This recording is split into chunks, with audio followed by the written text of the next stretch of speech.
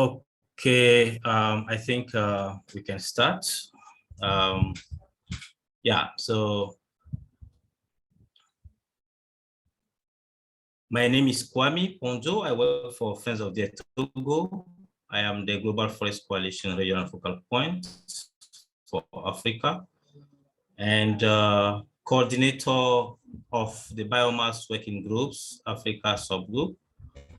I coordinate also Global Forest Coalition Extractive Industries, Tourism and Infrastructures campaign. I am also the Friends of the Internationalist Solidarity System, Regional Focal Point for Africa. I will be moderating this webinar. So dear comrades, speakers and participants, warm greetings to you all, wherever you are. I welcome you all to this important webinar on plantations, big biomass, and forests in Africa. Today, the world is celebrating the International Day of Forests, and the FAO's theme for this year is forests and sustainable production and consumption. So in this webinar, the presenters will speak to tie in the issues of plantation expansion, biomass burning, and pulp and paper production to get across the message that forestry-related production and consumption is really sustainable, and that forest protection and forest restoration should be prioritized instead. Having that said, this webinar will also use the opportunity to discuss Africa's green energy transition and reflect on what kind of energy development are appropriate given the need to bring electricity to rural communities and the impacts of industrial scale biomass burning. We will hear from 4 speakers. So the first speaker, Philip Owen, is director of GESFIER, an organization based in South Africa. So Philip will present the case study on the Ngodwana Biomass Energy Plant in South Africa and Africa's Green Energy Challenge. Philip is a co-author of the case study.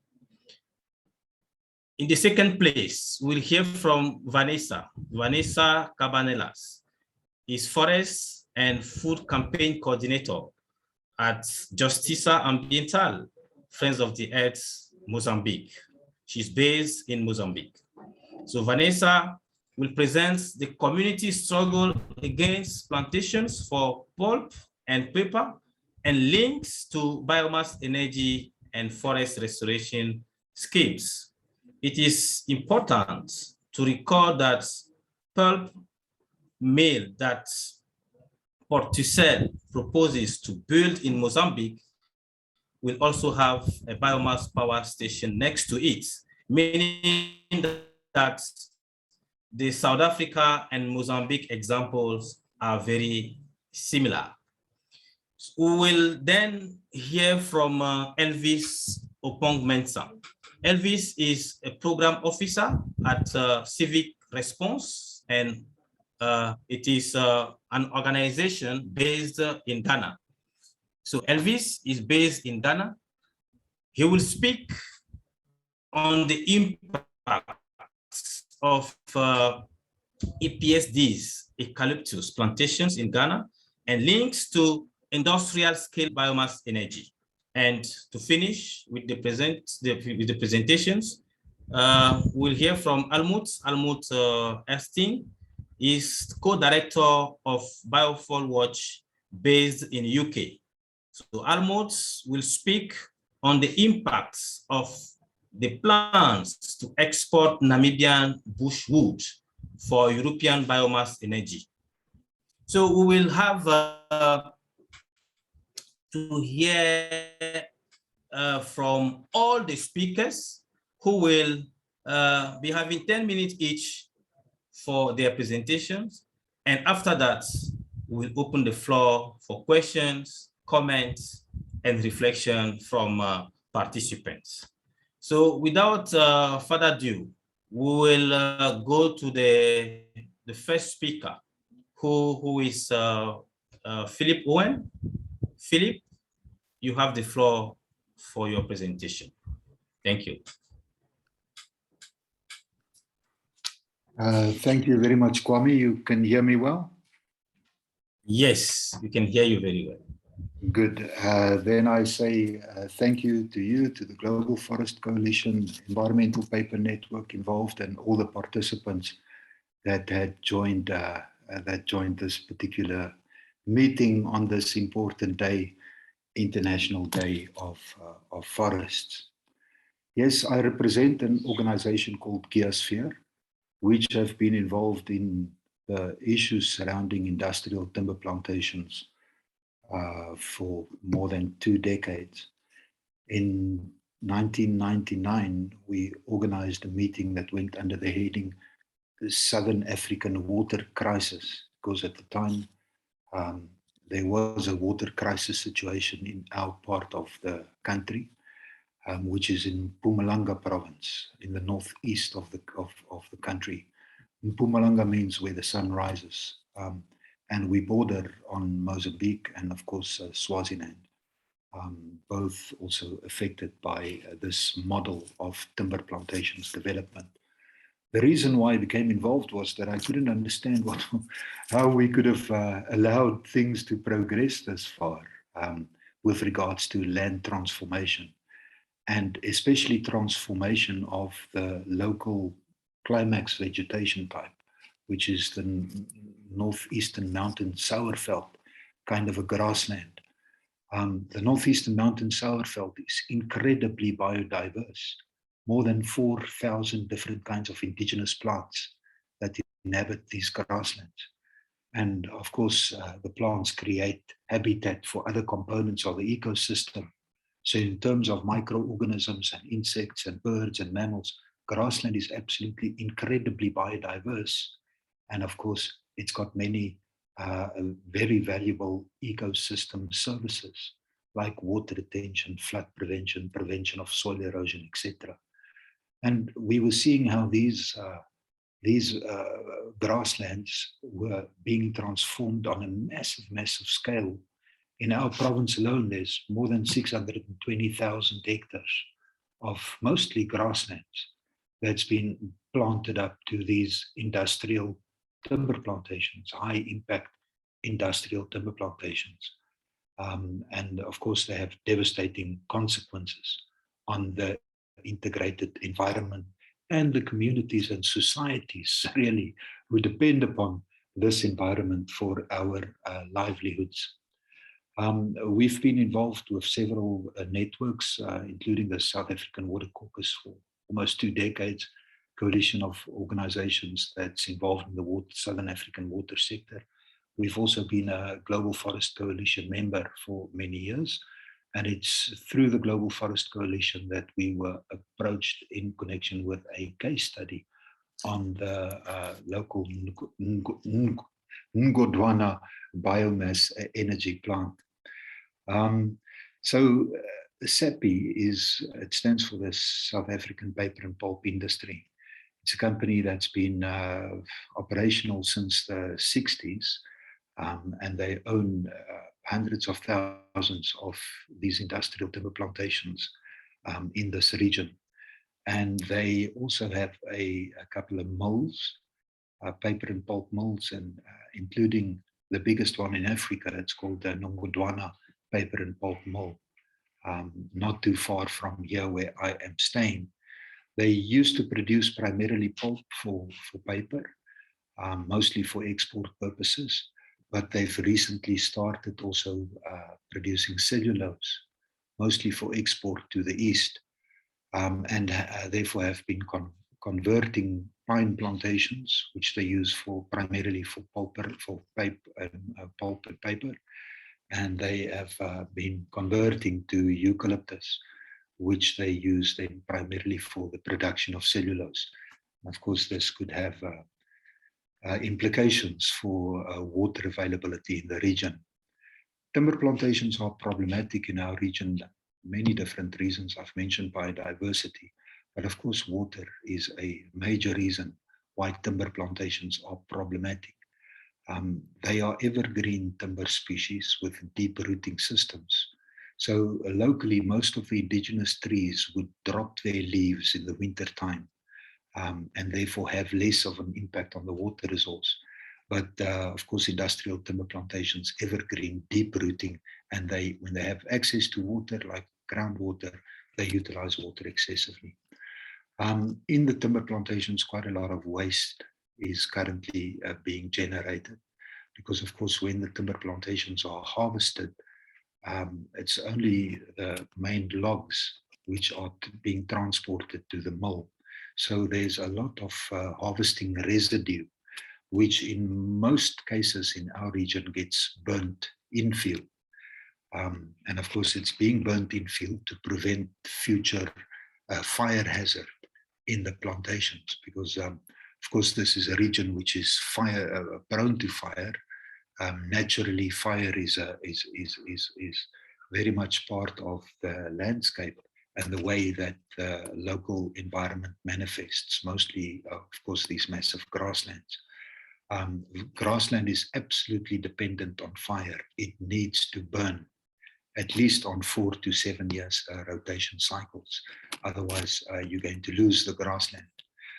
So of course, due to lightning strikes primarily, this is a fire-prone region, and for this region, much of this waste is or this plantation waste then, or the harvesting residue. In a way, that's problematic because, of course, these timber plantations are monocultural, and nothing valuable is going back to the soils except the decomposing organic matter from the plantation or the harvesting residue there. So it's got that function to eventually form humus to feed the soil.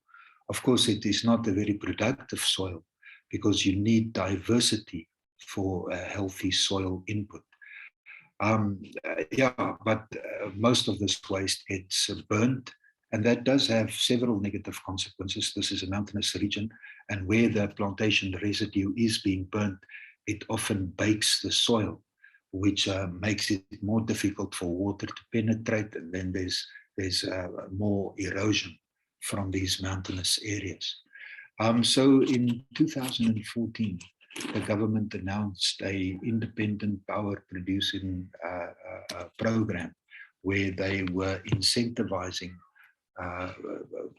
sort of decentralized independent production of power. Sepi, which is South African paper and pulp industry, that became involved in this project, but they only started really construction and really initiated the program in 2018. When the power purchase agreement was signed with government. So they've developed a 25 megawatt power producing unit, which will be burning biomass. Most of this biomass, according to Sepi, would be from waste generated at the mill. At the Ngodwana mill, they generate between 100,000 tons and 170,000 tons annually. For the boilers to operate this 25 megawatts, they need around 270, 280,000 tons. So they'll be utilizing most of the biomass waste at the mill, but then of course they will also require biomass waste out of the plantations or this plantation residue.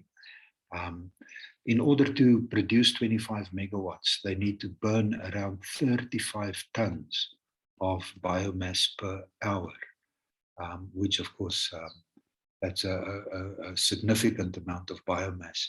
And it would be interesting to see if that amount of biomass can be sustained through this project. Of course, there's many impacts associated to burning biomass. There's the PM10 particulate matter, small enough to enter lungs and be of course, hazardous to local communities.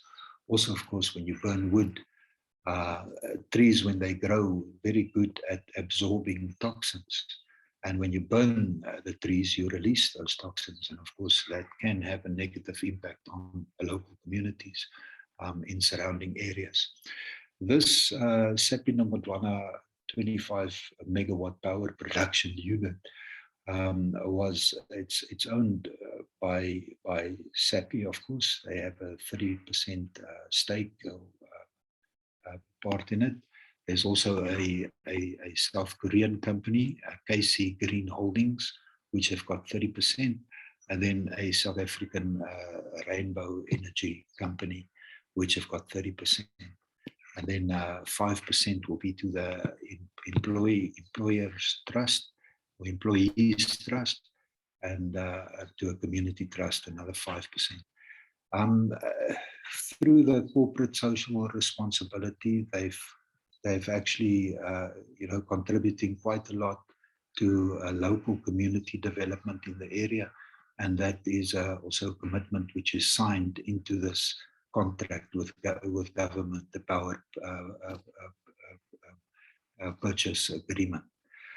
So, the waste is available, but unfortunately, this waste is connected to a unsustainable model of production. Timber plantations are not sustainable. Apart from the impacts that's generated through air pollution at the mill, of course, there will also be impacts in field, such as the removal of the biomass, which decreases the potential fertility of the soils.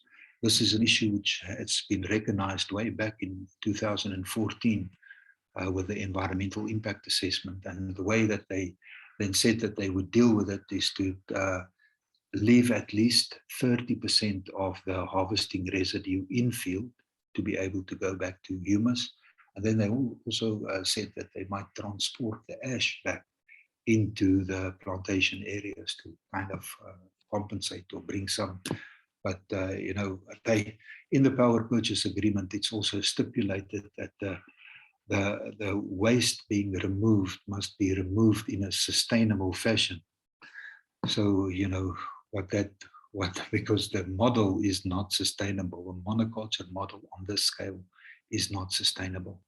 The other big impact, of course, is soil erosion, which will increase due to more utilization of the roads, road network inside these timber plantations, more compaction, thus more soil erosion.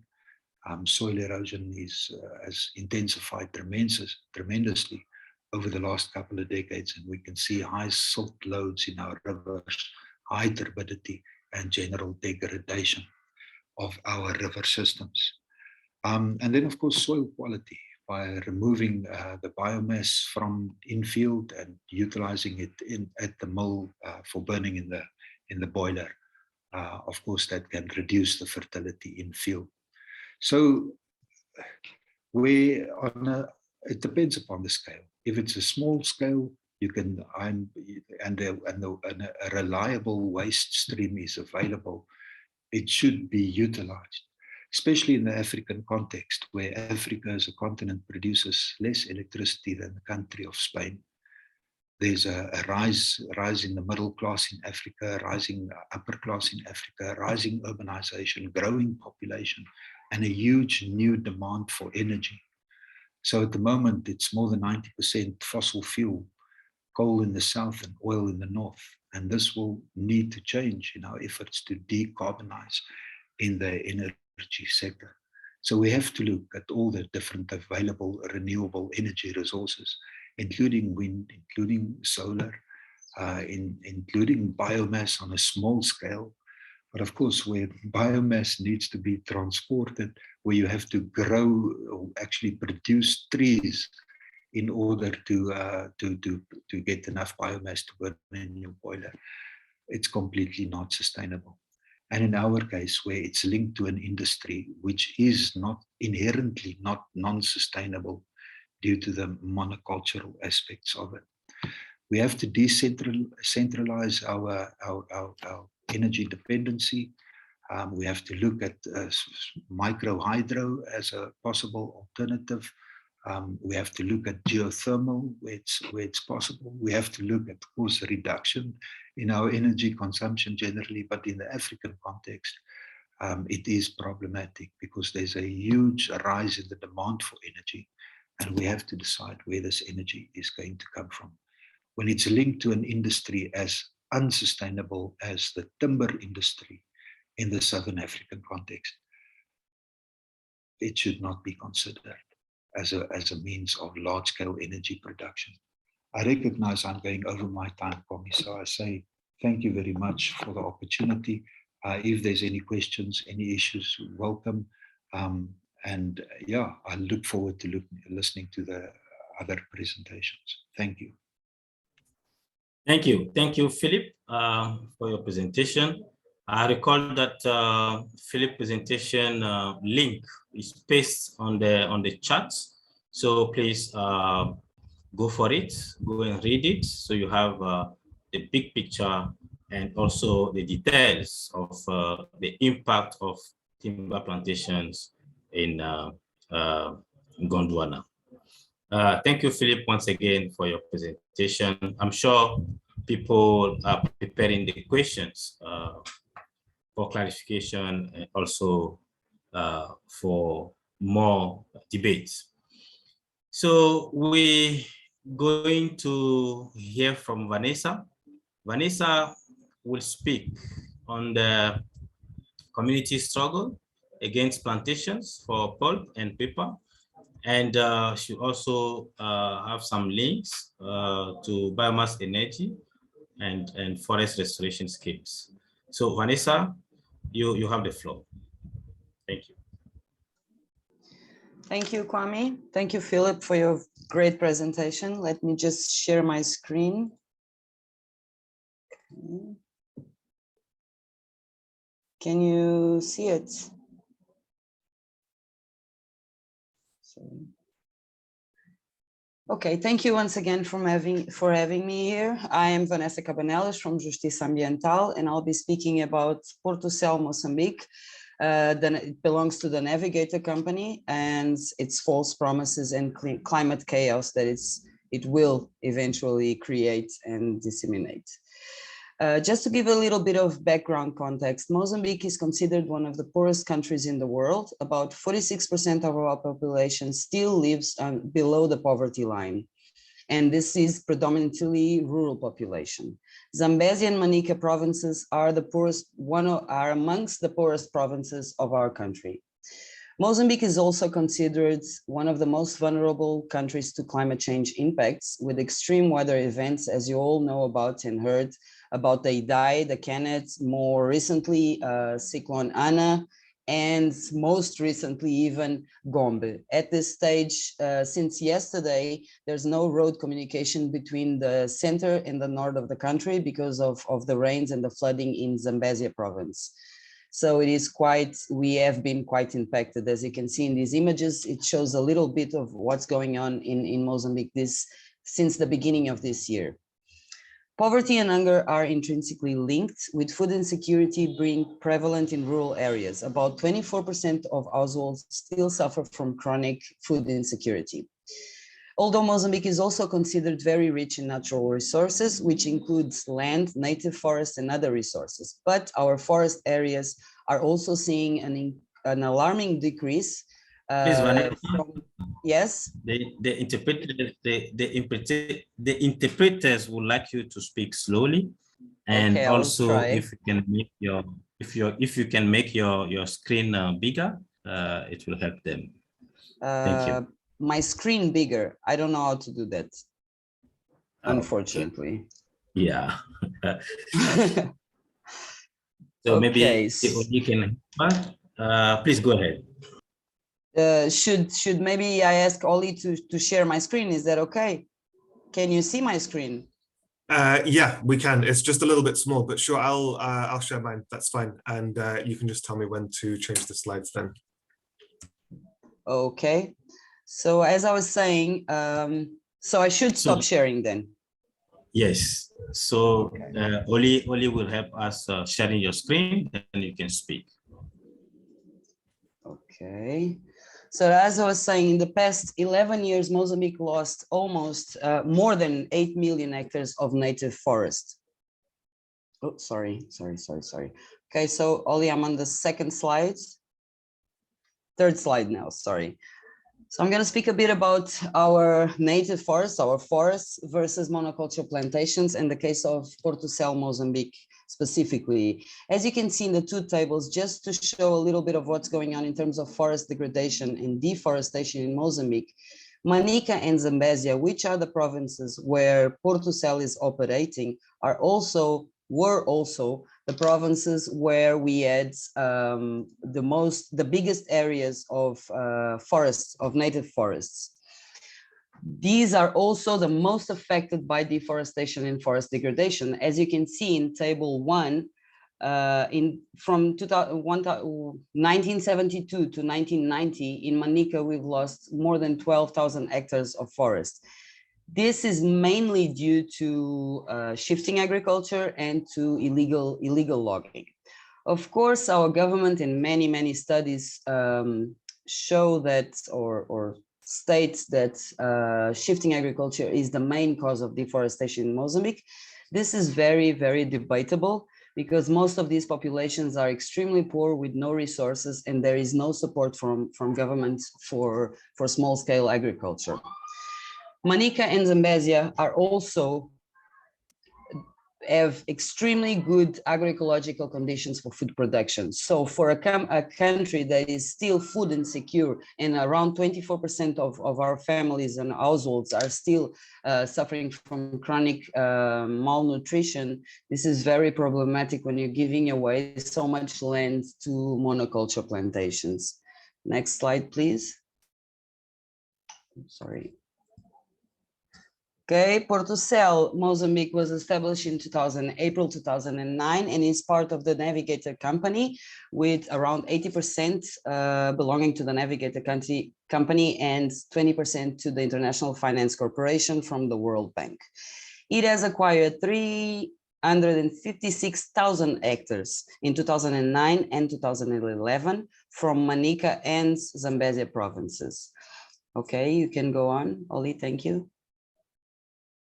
These are images from Portucel's Navigator's own sustainability reports. And as you can see, Zambezia and Manica on the map, and they have around 3,056 hectares of land in their duats. So they have authorization for this amount of land, and they can plant in around 240,000 hectares.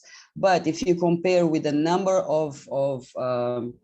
of jobs they have created since 2015 until 2018, the last number we have is 2018, and they had only 162 people working in these places, and they have already around 14,000 hectares planted. So they are affecting around 24,000 families with only 162 jobs. And these jobs, as you all know, as we all know that work at plantations, these are not well-paid jobs or good jobs. Actually, these are very much underpaid jobs, and rural communities had to leave their cultivation, their fields to go and work. So now they don't even have the food that they were producing themselves. Okay, next slide, Oli, please. Okay, the main impacts, there are many impacts on Portucel's work in Mozambique, of course. There are environmental impacts and there are social impacts, but unfortunately the social impacts are so dramatic that most of our work has been supporting these communities in voicing their demands, their concerns. As I said, Portucel was established in 2009. In the whole process to acquire land, which is normally a very, very long process in Mozambique, they had authorization in the same year they had the agreements with government, which is quite unexpected in Mozambique for such a big area also. So the main impacts on local communities are basically loss of access to fertile and productive land, which leads to food insecurity or aggravates food insecurity, impoverishment of local communities and loss of their livelihoods. And livelihoods, we are talking about land, of course, but also forest, non-timber forest resources and products. We are also speaking about access to water, access to forest fruits and for other forest products. Loss of crops and fruit trees. This is still a claim that communities are still fighting for this because they lost their land, and with their land, they lost all their crops and fruit trees, and they have not been well compensated for this. Restricted access to water and other vital resources, increased distance to water points because they have no water, and water is further away from them since the establishment of these plantations. Increased corruption and bribery, especially to ensure work opportunities in the company. Those who refused to give away their land were left with no compensation and are now surrounded by trees, which made most of these people that refused to give away their land, now they have simply moved away because they can no longer produce, they maintain their fields in these areas.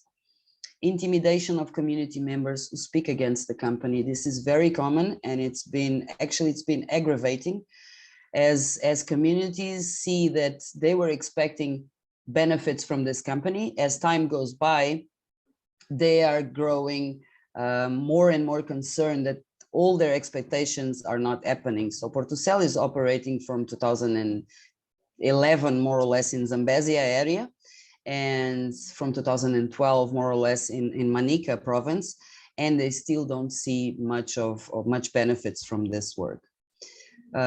This intimidation includes intimidation by local government and local police forces. So not specifically from Portucel employees, not directly, most of the times not directly from Portucel employees. Portucel also refuses to provide information on their land acquisition process, on their compensation process, on their environmental and social monitoring reports, which are considered by law in Mozambique public information, but still they refuse to make it public. We have also had several claims of forced sexual favors in exchange for promises of employment and access to social responsibility programs. And of course, women, children, and the elderly are always the most affected in these cases. Ollie, the next slide, please. But still, with all these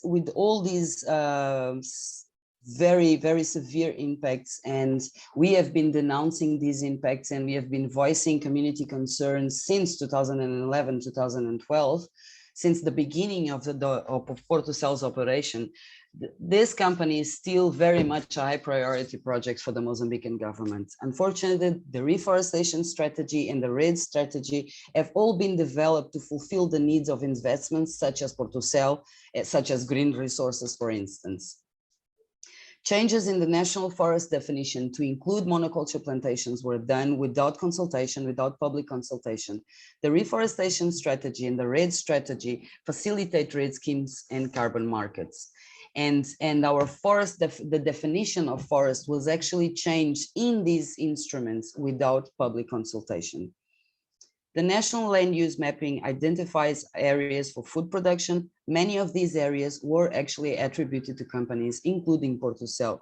In the Manica province in particular, there were several areas that were identified as excellent for agroecological, with excellent agroecological conditions for food production.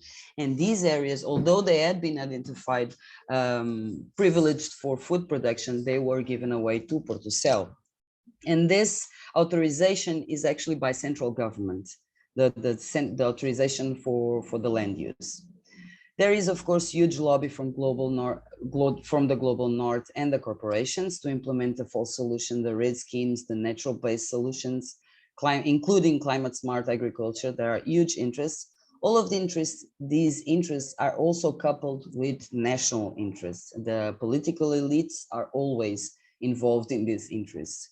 As we speak, we are undergoing the national land policy. The review of the national land policy is actually ongoing. It started in 2019. Again, it's a process that's been imposed and pushed a lot by foreign interests. It is funded, of course, by the World Bank, which has many interests in this land policy.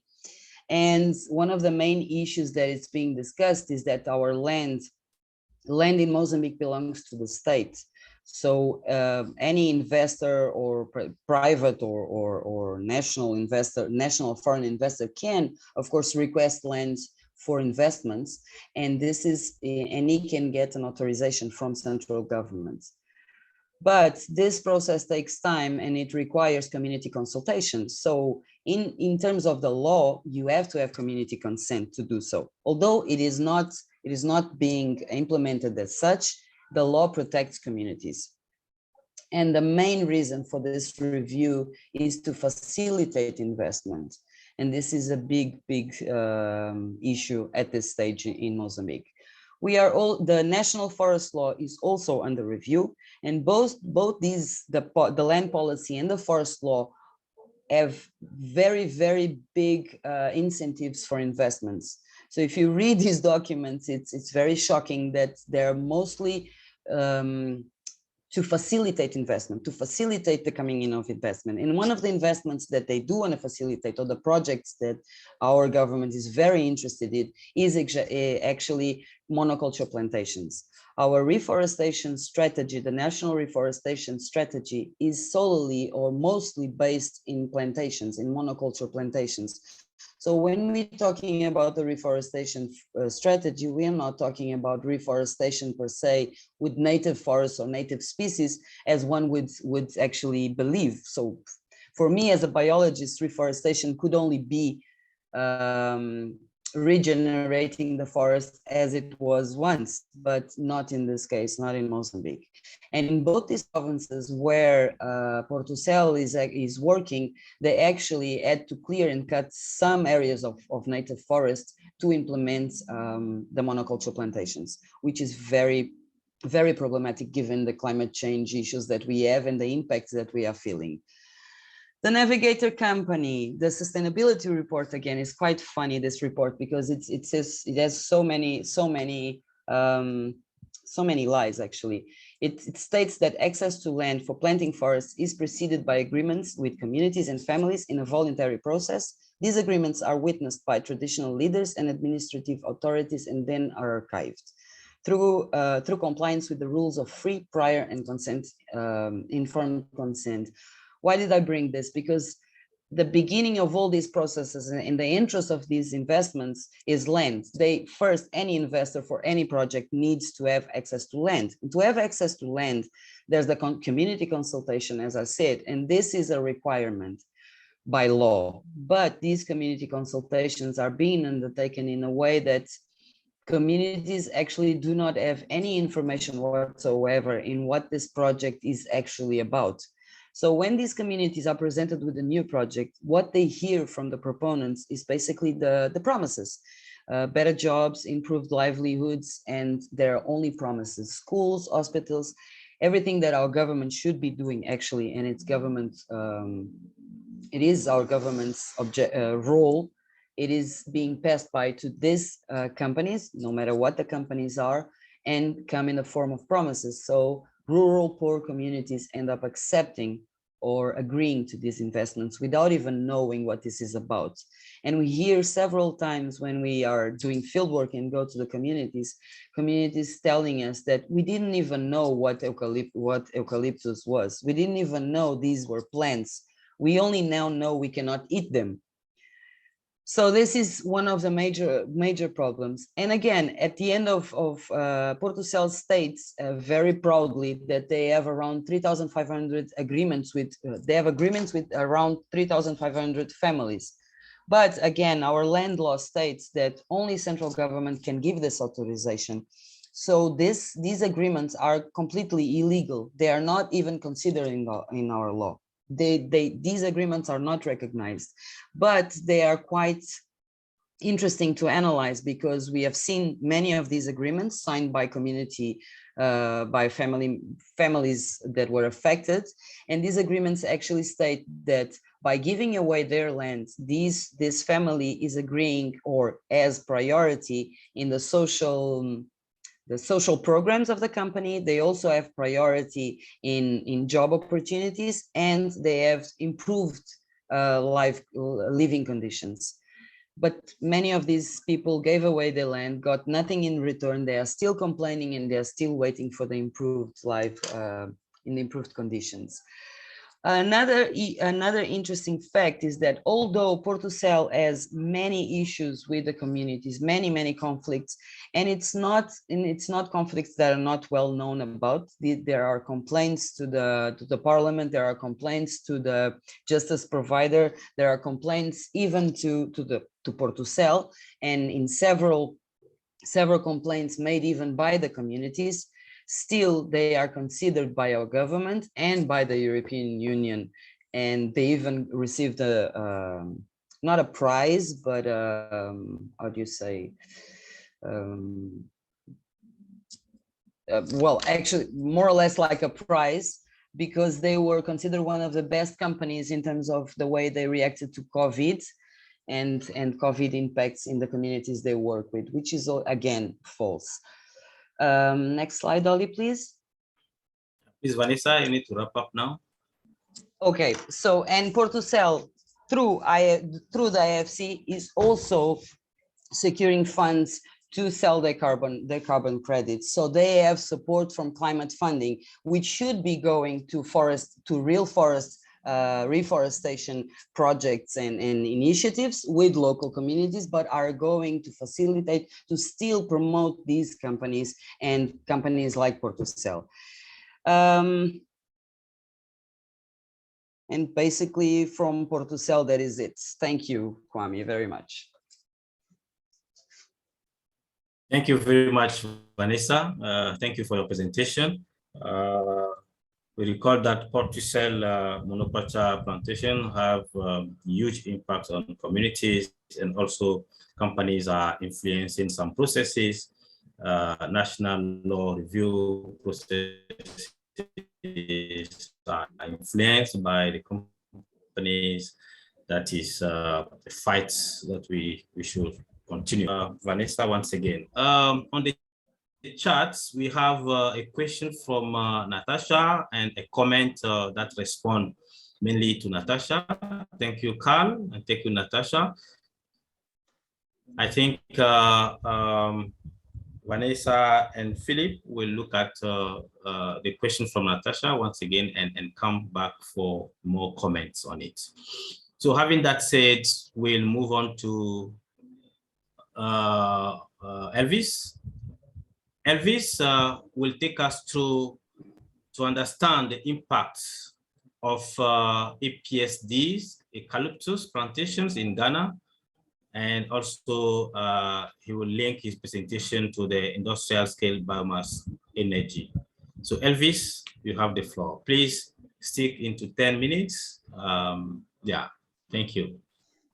Okay, I hope you can see my slide. Yes, very clearly. Okay. Okay. So I'm Elvis from a program officer at Civic Response. Civic Response is the Secretariat for Forest Watch Ghana. And then my presentation is to look at the impact of APSD eucalyptus plantation in Ghana and as it links to industrial biomass energy.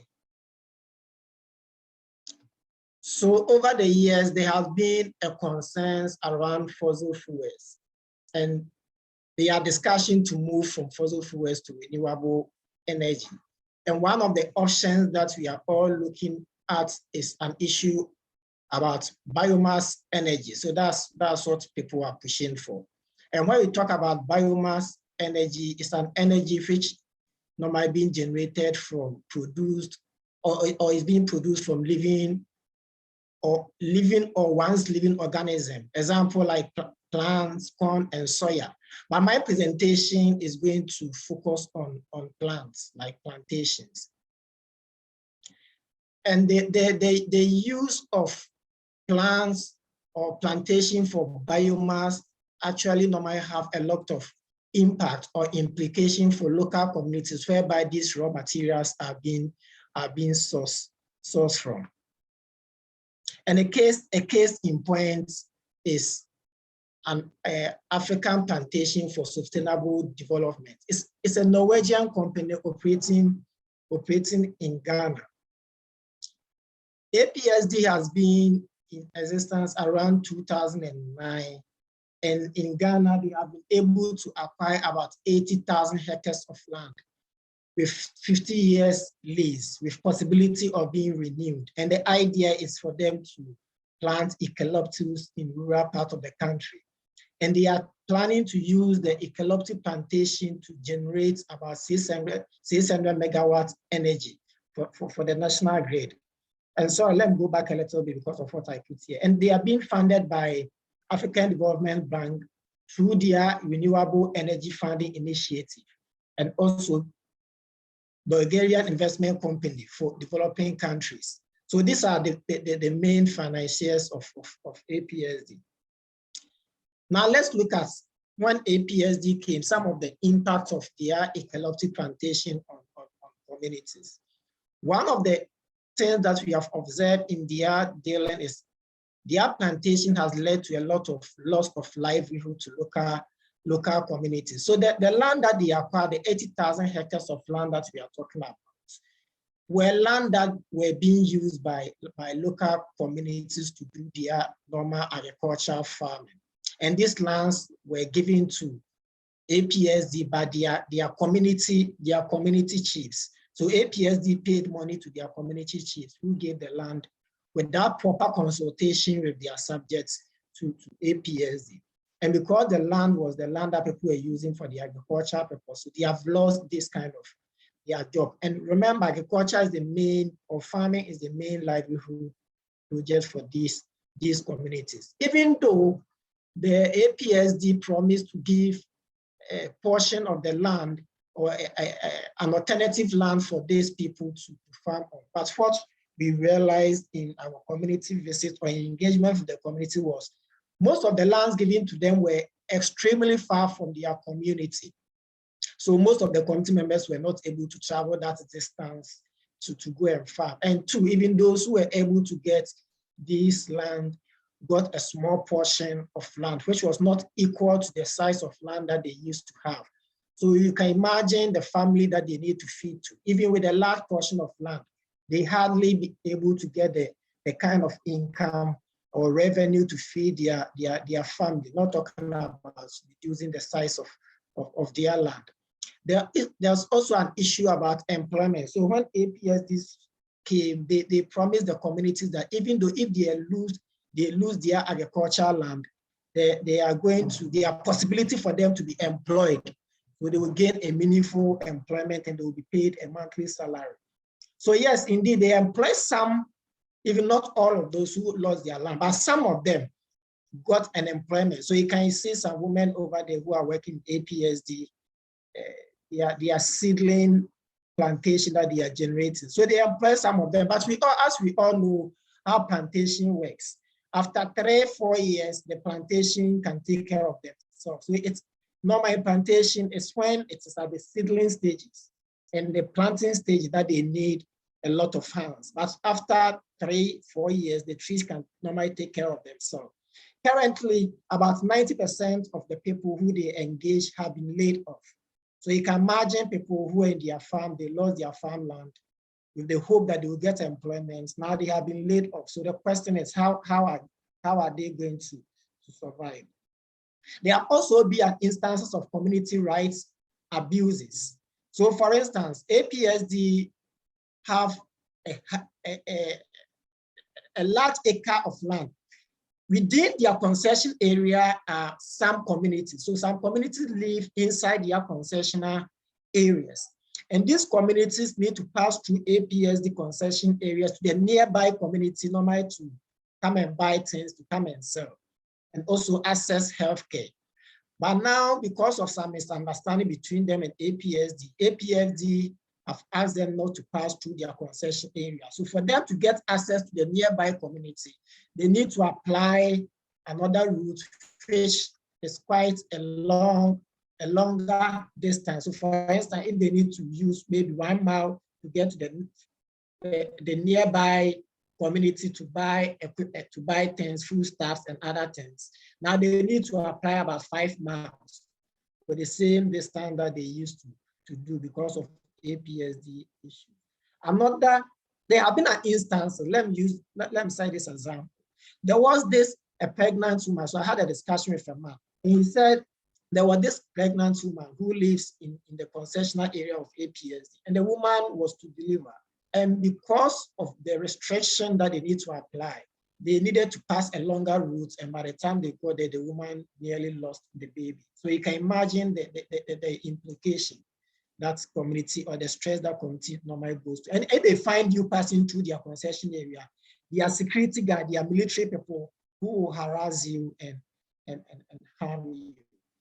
Just recently, the member of parliament for the area raised the issue of security concerns. So gradually, according to the member of parliament for the area, there's gradually security issue, there's gradually tension coming up around the APSC area. So he just raised this question in the floor of parliament, and he was asking the minister in charge of national security that what he is doing about the increasing tension between the communities and APSC. So he has asked them to set a committee to try to find a lasting solution between the tension rising between APSC and the communities. There's also an issue about monoculture, and you all know monoculture and biomass plantation and its effect on biodiversity. Mostly that's the worry thing about biomass. Biomass, because of the increasing demand of biomass, there's rush for land to do a monoculture plantation. And once that you do monoculture plantation, we all know its implications on biodiversity. For community, forest is not just about the tree. Forest is the trees and other things around the tree. So the animals and other things that goes on with the tree. So because of this biomass plantation by APS, the community members are losing their biodiversity. Some of the trees that used to be in the areas were trees that community members use for medicinal purposes and other purposes, but now they have lost all of these things. Just want to raise these issues that when APSC came, they said we're going to generate power to support the national grid. But now the discussion that we are getting, or the information we are getting from APSC now is they are no more going to generate the power to feed the national grid in Ghana, but to export the eucalyptus that they have planted to Europe. And the excuse is the megawatt they want to sell to government can't afford it because it's too expensive. So for me, that's the major concerns around plantations and biomass and how it affects community rights and community abuses. Thank you very much. Thank you very much, Elvis, for the brief and excellent presentation. What I want to push forward from your presentation is that forest is not just about trees, but also about animals, about things around the forest. I think it's very important to recall that plantations are not forests. And that must be very clear to companies and also to FAO. That's very important. From the presentations from Philip, Vanessa, and Elvis, you have seen the huge impact of monoculture plantations on the communities, and also the biomass leads to land grabbing. More biomass lead to more land grabbing, and affecting hugely the communities in terms of access to water, access to agriculture, land. So I think it's very, very serious what's happening in Africa.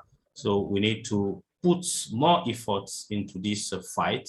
So we accompany the communities to have more better life. Thank you for your presentations. We're now moving to Almut. Almut will be giving us the thoughts on the impact of the plans to export Namibian bushwood for European biomass energy. So Almut, you have the floor to give us the information on the Namibian bushwood. Thank you. You have the floor, Helmut. Okay, thank you. Can you hear me okay? Perfect. Okay.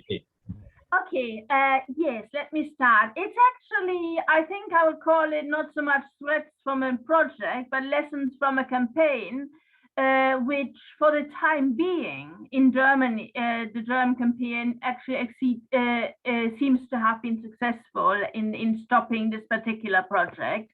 But as I say at the end, that is not necessarily the end of the story. So just to say a few words, when I'm like presenting on the issue of Namibian bushwood, I have to say my position is as somebody campaigning with others against biomass, large scale biomass or wood burning capacity, especially in Europe. I've never actually been to Namibia. However, we had throughout this campaign, or this bigger campaign, we had contacts with members of two civil society groups in Namibia who, shared a lot of information and, obviously looked, did a lot of reading and studying. So not first-hand knowledge, but first-hand knowledge of the German campaign. Right. So to give you the background, back in 2020, memorandum of understanding was signed, which actually we didn't know about. Nobody really knew about until later. But what happened was that,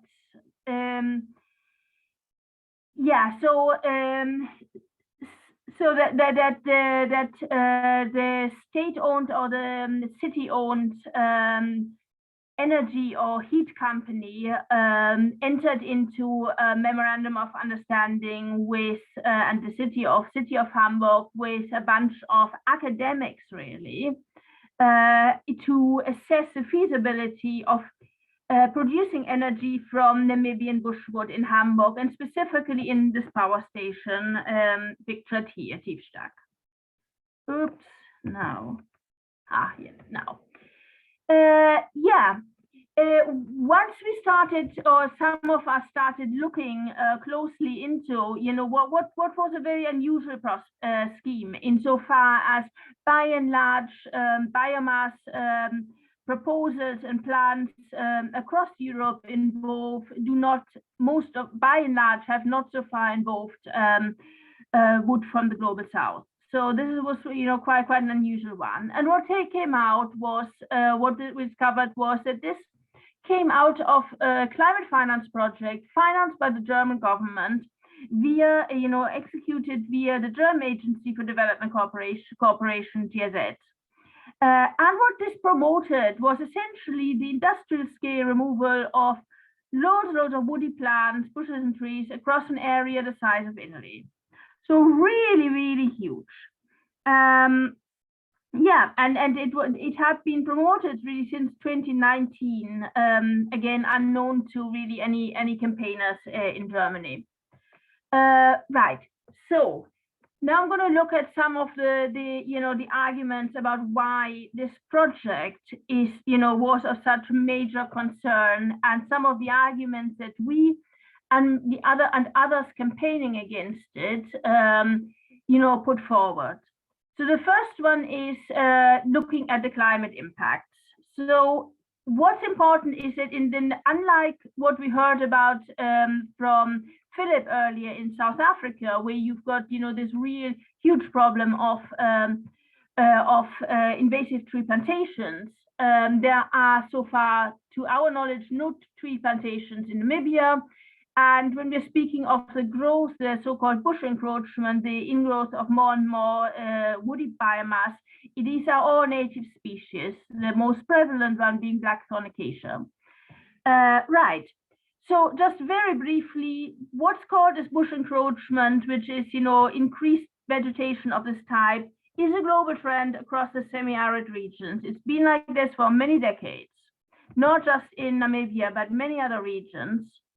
And The causes, yes, there are regional causes, especially overgrazing. In many areas, also fire suppression. I think in Namibia, overgrazing is the one, most often cited. But it is also climate feedback. So it's something that basically a planetary ecosystem's response to increased carbon dioxide that results in capturing, sequestering more CO2 carbon and thereby slowing down climate change, what you call a negative climate feedback. So it's directly the result of climate change or of increased CO2. What happens when you remove it on a very large industrial scale? Well, what would happen is trees and shrubs are Namibia's single biggest carbon sink. So what would happen would be that a country, in this case Germany in Europe, would improve its greenhouse gas accounting balance under the UNFCCC rules, because biomass is classified as carbon neutral. But it would do so at the expense of Namibia's greenhouse gas balance, which will worsen because the carbon sink is reduced. So, a very, kind of colonial transfer of, of greenhouse gas, in relation to carbon accounting. And furthermore, most studies show that large-scale bush removal also depletes the soil carbon. So not just the carbon in vegetation, which is, obvious immediately. Now, impacts on wildlife, and this is all stuff that I learned from people who know loads more about it. Is essentially that, yes, I mean, if you look at the trends, there are certain species that benefit from increased wood from the so-called bush encroachment. Some wildlife species are not affected, and some species depend on retaining patches of open grassland.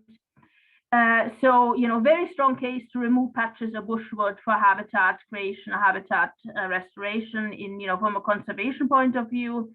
But large-scale bushwood removal, together with increased grazing, is definitely harmful to biodiversity, with one of the worst harms being the acceleration of desertification. Now, very briefly about the economic impacts. So the reason the economic concern, really the single biggest concern about bush encroachment is that it reduces grazing areas, the grazing space for cattle. And in a country like Namibia, in a semi-arid country, that's what millions of hectares of land are used for very extensive cattle ranching. Now, so yes, so there is an economic argument from that point of view, from the point of view of cattle ranching. However, and there was another Hamburg-based NGO that did a study, into really looking at, what was put forward as the economic benefits and the questions. And, what they found was that the project proponents did not at any time say who in Namibia would actually benefit. And that's a real issue because Namibia is one of the most unequal land ownership forms in Africa. I think, with about 70.1% of commercial farms owned by white farmers, with white minority accounting for 6% of the population. Some very, very big farmers. So who would benefit? Never answered. However, one of the leading academics supporting the project, they really highlighted the potential for significant economic benefits to Germany and to German companies. And one of those big two other concerns, raised in fact by activist somebody we had a lot of contact with in Namibia, was that this would undermine projects to actually create local value chains for bushwood in Namibia that would benefit the population. And secondly, the fact that because Germany would need cheap biomass, there would be a massive pressure to reduce labor costs. And what that means would be this: you would see a big shift if it happened from labor-intensive bushwood removal methods, which are prevalent today, to full mechanization. And this is, what this NGO Hamburger Energietisch published, and showing how how job intensive manual removal is compared to how one worker can get load 2,000 tons of bushwood a day instead of get less than 100. So potentially a massive loss of jobs. Not high quality jobs, not jobs in great conditions, but a loss in jobs all the same. Really serious loss of jobs in a country with extremely high poverty rates and food insecurity rates. So what happened and how it got stopped? Well, it was basically once we and various other groups found out about it, a German NGO called Robin Wood initiated and coordinated a network of NGOs and grassroots groups in Hamburg. That we were in Biofieldwatch part of. We sort of focus on researching climate impacts in certain aspects, but others focus on different things. And this resulted in 2 public statements: an open letter to the authorities in Hamburg and an open letter to the German government for against this project being financed. And this is was a well-reported protest organized by Robin Wood outside Tiefstadt Power Station. So, and ultimately that's been, it seems to have succeeded. So the plans have been suspended, but there are no signs that they will, at the moment, that they will be picked up again as far as Hamburg is concerned. And the timetable for closing down Tiefstadt Power Station is such that if they haven't got anywhere so far, it's unlikely to, to have anything to do with Namibian bushwood, even if they go for biomass. And also, this is, really questionable and say really awful climate finance project appears to not have been renewed. So it ran out in 2021, and there are no signs that there's been any renewed funding. So I think that's been a real success. However, 3 things to watch out for what next. First is really important to watch out for similar plans emerging elsewhere in Europe, because the people who are interest groups who are pushing this particular project, including German academics, were always speaking of the potential to do this in other European places with other European customers too. So we can't, we really important to keep an eye out on this for this. Secondly, there were significant conflict of interest by key consultants funded by the German government called Unique GmbH. They are, by the way, if anybody listen to previous GFC webinar about climate finance, they are co-owners of and co-founders of the Arbau Fund that promotes huge big tree plantations. And they're still advising the German government, the advisors and the key advisors on many climate finance projects funded by Germany and others.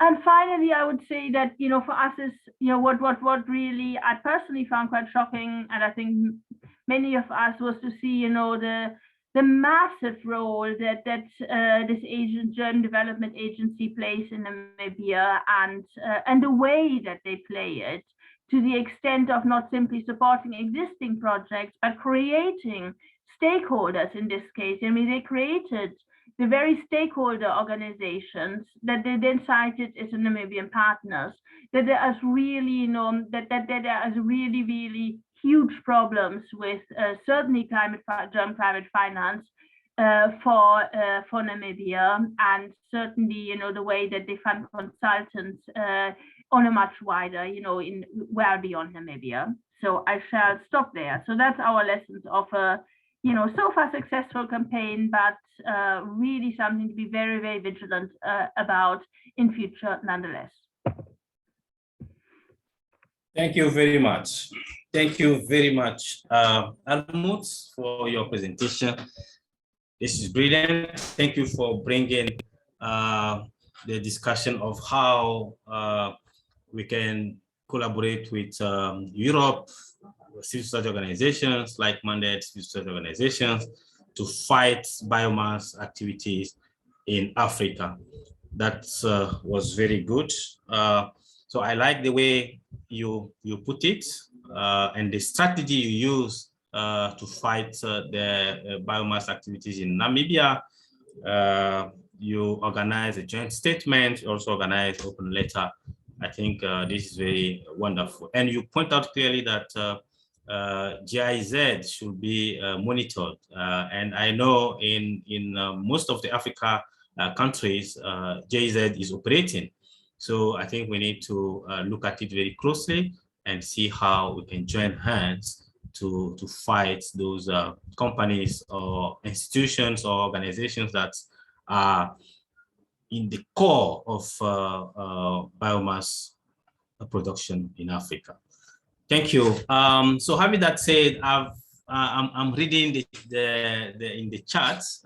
Some of the comments are already there for Natasha, and also I think it's very much important to look at the impact of on communities in Africa, and also look at the economic impact that communities are having, and the African countries as well, because without food,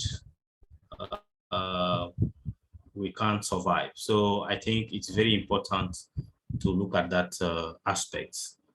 Biomass in Africa means more land grabbing and less food, and we want food sovereignty. So we need our land back.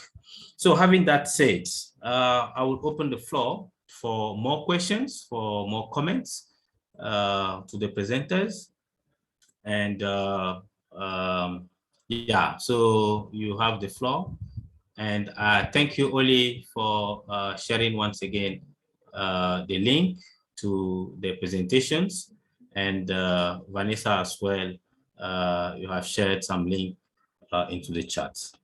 So do you have any strategies that you want to share with others in terms of combating the companies involved in biomass? We know that most of them coming from Europe. So is there any strategy, more strategy, adding to what Amut has presented, if you want to share more strategies to see how we can come together to fight those companies coming from Europe to invest in biomass in Africa? So you have the floor for more comments, more reflections, and clarification questions. I don't see any hand yet, but I would like to yes, Elvis, I would like to give the floor to presenters once again. If they have more comment to add, they are very much welcome. So I have Elvis and Isahaku. No, so this is just a Elvis. Okay, thank you. This is just a quick comment on what someone have just posted on the chat box. I think my sister Natasha. No, so I think I understand her concern that local communities rely on this biofuel for their survival. So our campaign and our concern have not been this small-scale use of biomass. For biomass will always be used, or biofuel will always be used by local communities. But we are talking about that volume of bio raw materials for energy production, whereby an investor requires about 20, 30, 40 hectares of land to plant a mono plantation for bioproduction. So yes, we are not talking against the use of biofuel for locally used. How many tons of biofuel that a community, an entire community will use within century or within decade, as compared to an investor or an industrial. So we are talking about the huge acre of land being acquired for these purposes, not local communities using one or piece of food for their survival. Thank you, Elvis, for clarifying this. I'll go to Issa Aku. Please unmute yourself. Yeah. Speak. Thank you. Yes, my name is Saku. Just as you said, I'm a student at the University of Copenhagen, and Elvis's presentation resonates very well with me because I actually wrote my final year thesis on APSC at Sepi. And I think everything that he said was exactly what I found during the study. And regarding your proposal as to how we can help fight the influx of industrial tree plantations for bioenergy generation in Africa, I think the solution should be a multi-pronged approach because the issues are much deep embedded within the institutional context. So, for instance, in the case of Ghana, we don't have, if you look at our existing laws, there's no laws explicitly dealing with large-scale land acquisition by transnational corporations. So that legal vacuum has given the opportunity to chiefs to enter into secret land lease agreements with large corporations without the involvement of the chiefs. So in the case of APSC, for instance, what I found was that the contract was signed just between the Atibubu Traditional Council, which is the council which under whose jurisdiction the land lease of APSC falls, without the involvement of all the projects. I think over 100 project impacted communities. And these communities, like Elvis indicated in the presentation, are all smallholder farmers who are largely dependent on land for their survival. So, but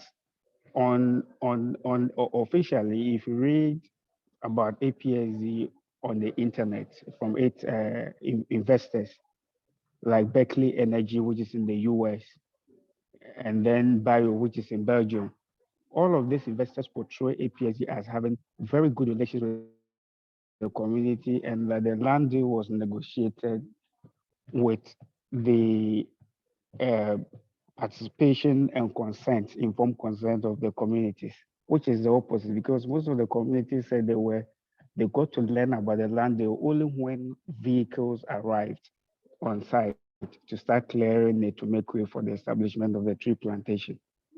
So you see, and it doesn't mean that the communities on their own have not taken any actions. They have attempted to speak to their authorities, and they've realized that on many occasions, the authorities, both the traditional authorities and the political agencies, the government agencies at the local level, the district assemblies, have expressly shown support to the investor.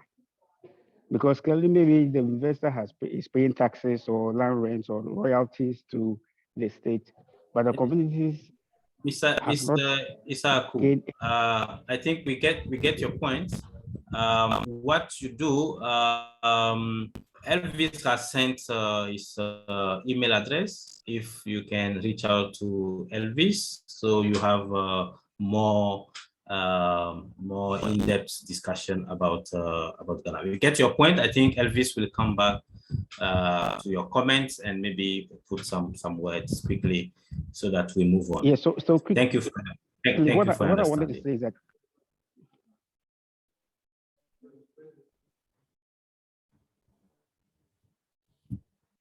Yeah, we have now Suparna. Suparna, please, can you? Yeah, thanks, Kwame. Just to remind us all that, collection of firewood by the forest communities or the communities on indigenous land has been the part of their customary rights, the usufruct rights, and it's basically based on understanding that it is a sustainable use. It is part and parcel of the sustainable use of forest resources. So that's been part of part of their right.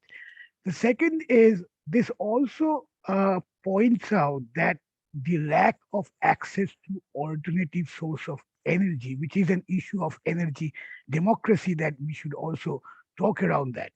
And so simply saying that they also collect firewood and that will create that is also part of a kind of deforestation, does not stand as part of their sustainable use. And also the alternative, they need access to alternative source of energy.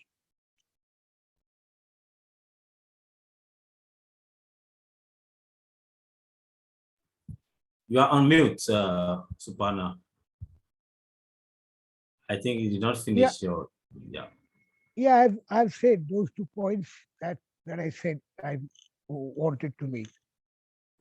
Okay, so thank you very much. So it is clear that the firewood that communities are taking from the forest is just sustainable. It's part of their life, the way of living of those communities. And here we are combating and denouncing the industrial biomass and industrial monoculture tree plantations. Thank you very much, Supana, for that. Vanessa, yes, please. Go ahead. Thank you, Kwame. Just very briefly, the plantation, monoculture plantations we are talking about is big business. It's not about reforestation or anything else. And the funds that are coming in, the incentives, and even the facilitations our government is doing, the changes that it's doing on our land law, on our forest law, these are very, very, very damaging. Just to state an example, since 2017, Justiça Ambiental has been supporting 4 communities to establish a community conservation area, which is a forest, actually. From 2016 to 2020 to 2022, currently, we have not been able to get this authorization. All the documentation is done. We are requiring an authorization for this land for the communities. We had to undertake an environmental impact assessment for a community conservation area, and still we are waiting. So when you look at the national legislation, we see that our government promotes community forest conservation initiatives. But when you go and see in reality, we have been waiting for an answer, a response since 2016 until 2022. While if you noticed in my presentation, Portucel got their authorization for 3,500 and something thousand hectares in 1 year, in the same year. So this is not only about the impacts of monoculture plantations are undiscussable. We cannot start discussing them, that they are so real and so obvious. You just visit one of the communities and you see Portucel has been operating for more than 10 years. And what has changed in the lives of these people? They are still very poor, if not even poorer, because now they don't even have their fields. So there's no way we can ever consider that monoculture plantations in a large scale can ever be an option for reforestation or for any other issue. If we need paper, yes, we need paper, but we don't need it as it's being said by the plantation companies. That's not reality. We are building this notion of demand and need, but we do not need it this much. Plus, paper industry is not existing in Mozambique still. What is happening is Portucel, such as other companies, came to Mozambique with an investment plan that made sense in the eyes of our government because it employed a lot of people. It had the pulp mill and all of that, but still we have not even reached there. As a matter of fact, we don't want this pulp mill in Mozambique, of course. But what is happening now is we are exporting raw material to Portugal. Last year, now Portucel is already also again cutting down their trees to give to a tobacco company. There is nothing going back to these communities. On the contrary, so there's not one example in Mozambique or in the nearby neighboring countries that we know of of a plantation that has been successful. And this is completely different. A monoculture plantation is completely different in terms of environmental impacts, in terms of community social impacts, from a plantation with mixed native trees and fruit trees. It's totally different. It's not the same issue at all. What is happening in Mozambique also is that while these companies come stating that they will use degraded land and they will restore this land, this is in fact another big lie, because what they are doing is they're either cutting down native forests to give space for their plantations or taking away community land. There is no degraded land being used here, because these forest plantations also want and need water accessibility, good agroecological conditions to thrive. So this is what's happening. As I said, Zambezia and Manica are excellent, have excellent agroecological conditions to produce food, but still we are producing eucalyptus and importing food. We are still dependent on food. And this is a huge crisis, because when COVID hit and all the borders were closed, we had no food. We could not produce enough to feed our people. As for the fuel wood collection, I think everybody has answered. I think that if we know rural communities in Africa, we know that they do not cut down forests to get together fuel wood. That's not how it happens. It's a collection process. And we must not also forget that there is a very intrinsic and spiritual relationship between forest communities and their forests. It's not only an extractivist relationship. Communities do not only extract from the forest, they also give back their spiritual sites, all their spirituality and ancestrality is built around these forests. So we are not only discussing, although environmental issues are very, very important, we are in the crisis, in the multiple crises that we are now, because we probably did not give the necessary attention to these issues, but it's not only about this. And the main problem is the facilities and the incentives behind this big business. It is not even close to what is happening to our communities. We have poor communities. We are one of the most poor countries in the world. We cannot criminalize peasant agriculture because they do not have conditions, and stating that, okay, with the plantations, this will be better. So there are very, very big issues surrounding the plantations. We cannot ever accept this as a solution to anything, rather than making money for the already big, the elites and the political elites and the companies that already have this money. So thank you. Thank you, Vanessa. We have a few more minutes to close this webinar, but there is a concern on FPIC. So I have Philip also. So I'll give the floor to Philip, and after that, the speakers will have maybe 1 or 2 minutes each for their last comments, and also address the FPIC concern. So Philip, you have the floor. Thank you.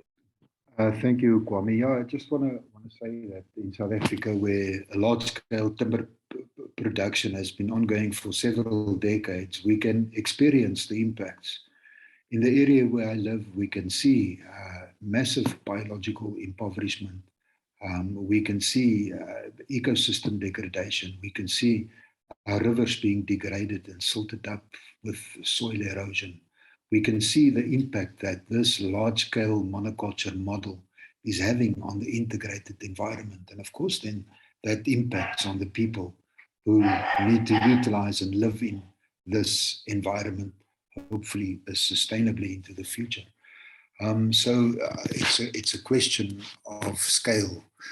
We also here are at the stage when we seriously have to consider how do we change this in order to be sustainable.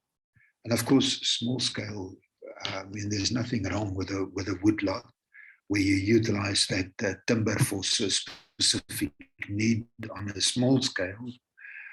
But it's, again, the scale where most of this produce here is exported to fulfill really a need for overconsumption in the north. So it's important to maximize the local value-adding component so that local people can benefit from the plantations that do exist.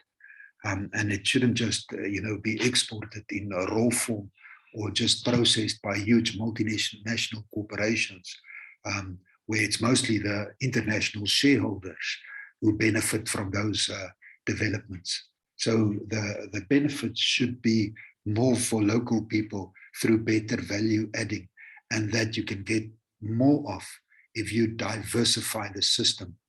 Also, with regards to ecological integrity, diversity is the key. So it's really important to include diversity into these future forest systems. Maximum appropriate and indigenous biological diversity. Indigenous animals, I mean, animals is part of any forest system, of any sustainable system in nature. Animals is an essential component. So we need to include them back into the system. And again, in that diversity, there's much more value-adding opportunity and more job creation opportunity. My last point is that the energy is so important. We need to have a really good discussion about what the right energy mix for Africa and for the globe really should be going into the future. And really, we should not. We should limit ourselves and use much less fossil fuels. But at the moment, of course, you hear about more fossil fuels all around the coast of Africa, in Mozambique, gas fields off Southern Africa, off Namibia, more oil and gas even off Antarctica. So it looks as if in the short term, of course, fossil fuels will be the thing in Africa, but it needs to change. It mustn't change to biomass, because we can see how extractive large-scale biomass is on the globe. Mixed, diversified energy production, diversity again in all systems. That's the key to sustainability. And small scale, not to export South Africa or African resources for really exploitation and overconsumption in the north. Thank you, Kwame. Thank you, Philip, for your comment. Yes, we need to continuously discuss this, because it's very important. Access to energy in Africa, especially in rural communities, is key. So we need to provide or support the communities' alternatives that they have already, because some communities use traditional biomass already to cook. So I think we just need to accompany them and see how we can limit some small impacts that they have. But for sure, we are fighting big businesses that are involved in monoculture tree plantations. So last round of speakers, I will give the floor to speakers. I don't see any hands for more comment or for questions. Then I will give the floor to speakers one by one to have their final say, and also maybe say something on the FPIC, one of the concerns raised on the chat. So firstly, Philip, then Vanessa, and Elvis, and Almut. So please, Philip. Thank you. I just want to say thank you, Kwame, and to the Global Forest Coalition, Environmental Paper Network, and all. It's really important that we have more of these discussions and reflections on what impacts are associated with large-scale biomass and these massive industrial monoculture timber.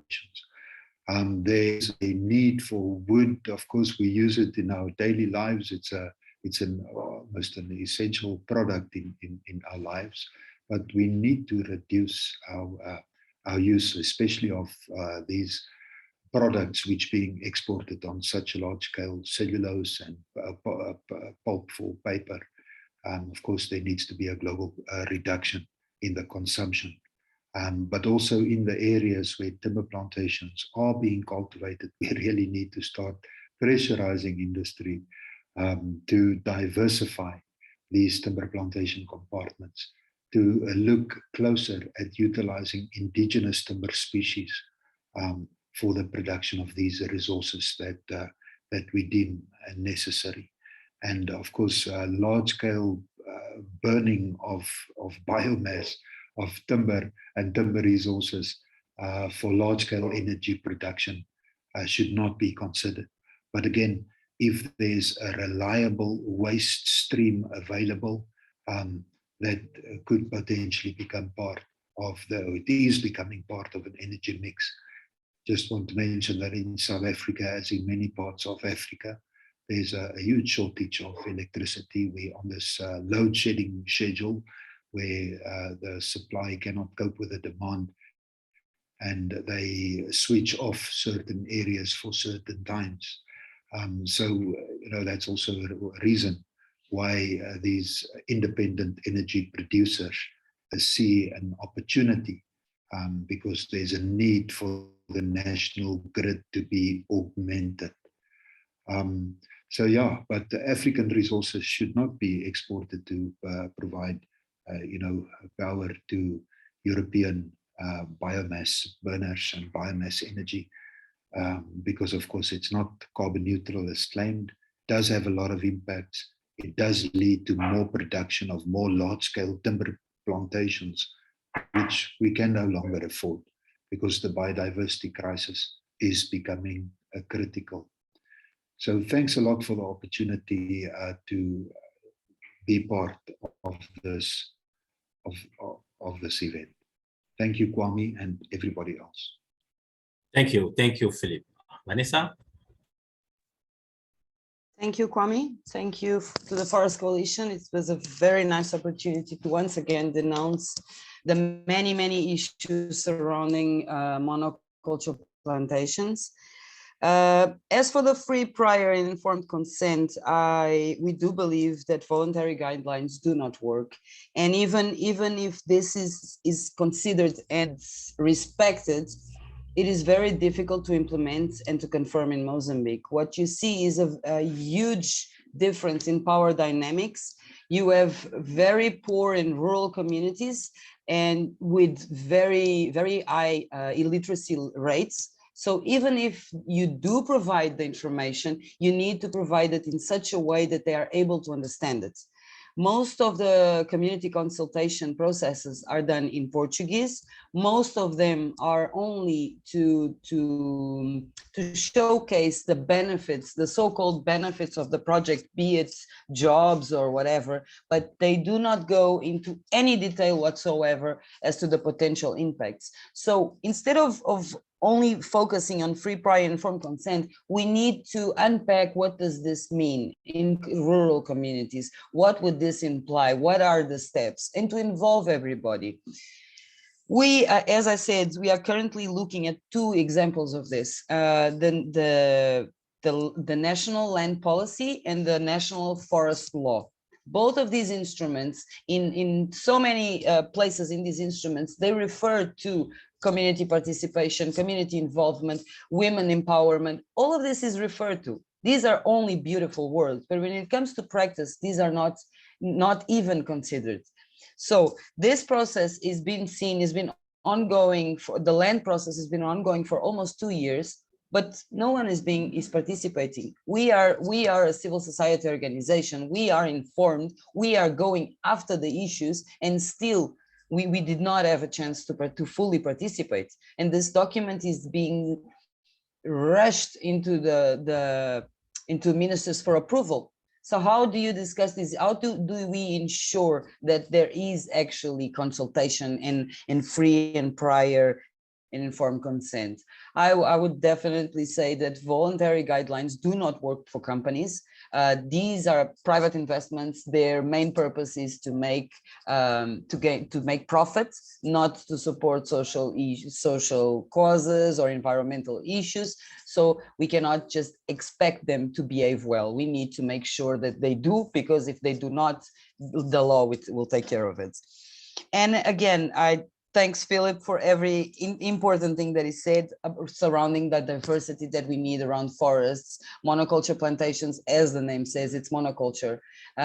If we are to not survive, but if we are to resist the impacts of climate change, we need more diversity in our food systems, in our forests. We need to ensure we protect the diversity that we have and we restore what we have lost already. So basically, I think this is it. This is a very good opportunity. I think that we do need to debate more the impacts of monoculture plantation and these investments, because it is very easy to gain acceptance for planting trees and for restoring forests if the name is said like this, but this is not what's happening in Mozambique and in most parts of Africa. This is not. Thank you very much for this opportunity. Thank you. Thank you, Vanessa. Thank you very much. Elvis.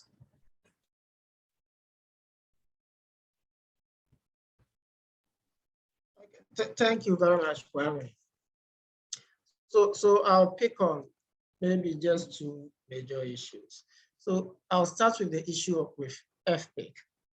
So for me, from my experience with this multinational company, they like to be smart with the World Bank, the other institutions standards, which includes the FPIC. So usually this is what they do. They will first come and acquire the land without using this standard, abuse community rights and other things. And after they have acquired the land and people are making noise, then they say, okay, let's go down there and do the right thing. And they do these things through some certification schemes and other bodies. By then, the harm has already been done. By then, communities have already lost their land. They have already lost their livelihood. The harm has already been done. So actually, that has been the strategy. And it's cut across a lot of large-scale land acquisition. They first acquire the land before they try looking for certification bodies to come and certify them to wash away the bad that they have already caused. I think the next thing that comes across all the presentation that we made was, usually they come and they say they want to produce energy for that country's energy needs. But later on, it all ends up that they cut out these trees and they want to export to Europe. So it tells me that it has been a strategy. They tell our government that they want to create employment. They want to increase our energy grade. And it has always ended that at the end of the day, they can't do it and they give reasons for that. And they export to Europe. I think the last thing that I would like to draw our attention to is we should always not forget why we are trying to solve the issue of climate change. The reason why we are all discussing climate change is to reduce people who are vulnerable, is to ensure that people don't fall deep below the poverty line. So any solution that we are trying to suggest should not be a solution which will actually increase people's poverty level. A monoculture plantation is one of the solutions that is rather increasing poverty other than reducing poverty. Thanks. Thank you. Thank you, Elvis. We move to Almut. Yeah, thanks. Yeah, I mean, I think just to really sum up, my presentation was really an example of, what so far has been in really collaborative, successful collaborative campaign. And what I'm hoping is, what I feel is that that's really underlies, the importance of networking. On the one hand, between, and in this case, between people from different continents, on the one hand, that, that would be really important if, as I fear, we're going to see more proposed imports of wood from Africa and elsewhere in the global south to Europe, as the demand for wood biomass continues to rise.